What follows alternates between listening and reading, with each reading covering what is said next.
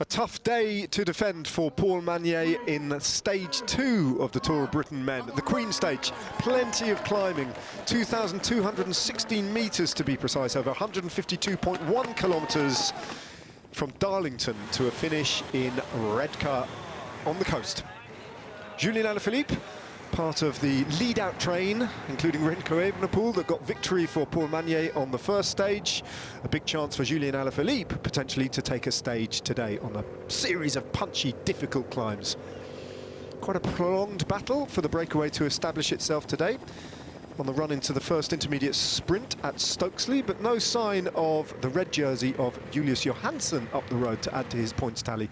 Instead, eventually, a group of 8 riders established themselves. There was a crash at the back involving a couple of riders who managed to remount and get back into the race. And then a counter-attack came across to the quartet of riders at the front of the race, including the blue jersey of Callum Thornley. None of the other riders at the front of the race had scored any points in the King of the Mountains competition, as 8 riders got themselves together through the first intermediate sprint at Stokesley. So a wonderful opportunity for Callum Thornley as they got into the high ground of the North York Moors to start to add to his tally in the King of the Mountains competition. Before they even got there, though, there were 1 or 2 scares for Callum Ormiston, who would later abandon the rider who was in the breakaway on stage 1. And so much uncategorised climbing on the steep slopes of the North York Moors to do, even before they got to the first categorised climb of 3. Soudal Quickstep controlling the pace behind and keeping the breakaway on a relatively tight leash. They started to hit the series of 3 categorised climbs. With the Ineos Grenadiers attacking from behind, though, the time gap to the front of the race started to shrink. Tobias Foss and Jonas Abrahamsen getting together. Callum Thornley, though, took the first of the climbs at Ugle Barnby Moor, adding 10 points to his tally and moving closer to outright victory in the King of the Mountains competition. A group of riders going clear at the front of the peloton, but they would eventually be reeled back in. As the breakaway with a diminished advantage got over the second climb, Raw Pasture Bank, and another 10 points went the way of Callum Thornley. Then a chase group, including Wout Poels and Joe Blackmore, hovered at around 35 seconds from the front of the race as the breakaway went down towards Whitby and then out towards the climb of Lythe Bank, the last categorised climb of the day. Big opportunity then for Thornley to close out the deal and win the King of the Mountains competition, but at the back of the race, Remco Evenepoel was marauding with Julien Alaphilippe, Joe Blackmore and Oscar Onley. Things getting very dynamic behind, as at the front of the race, Callum Thornley sealed the deal, winning 3 out of 3 and taking the King of the Mountains competition outright. Then the second group on the road were joined eventually by the Remco Evenepoel group. Tom Pidcock was in a real battle to get across to the group of favourites who were all riding away from the peloton. Pidcock under real pressure, being supported by his teammate Ben Swift.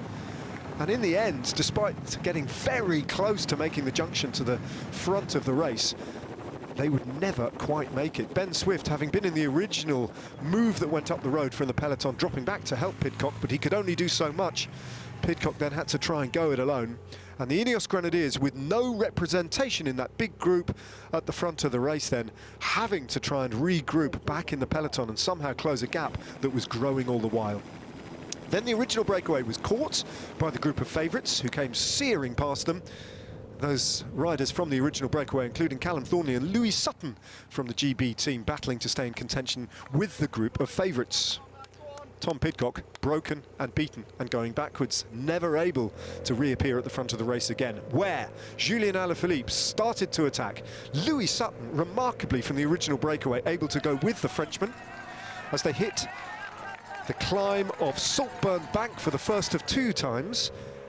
And that was the moment that Oscar Onley over the top of that climb chose to attack. He was pegged back by a group that included Remco Evenepoel, Stevie Williams and Julien Alaphilippe.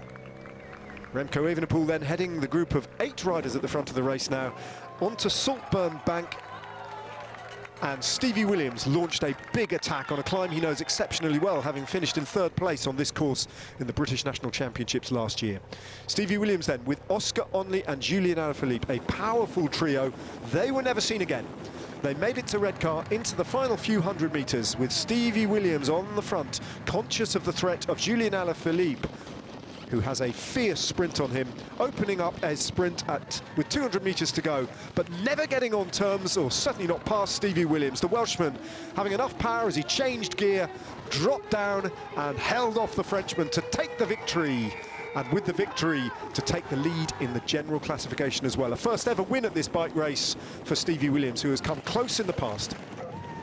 Then the battle for the minor placings. There was a fast and furious sprint between Joe Blackmore, who came off the wheel of Remco Evenepoel in the sprint for 4th place. Blackmore just out-sprinting Remco Evenepoel, who had to settle for 5th on the day. Williams, though, his teammate, triumphant in red car. The lead in the general classification looks defendable for Stevie Williams. It's narrow, but that was an emphatic statement from the man from Israel Premier Tech. He leads the Tour of Britain men by 6 seconds to Oscar Onley. Julien Alaphilippe moving up into 3rd at 16 seconds.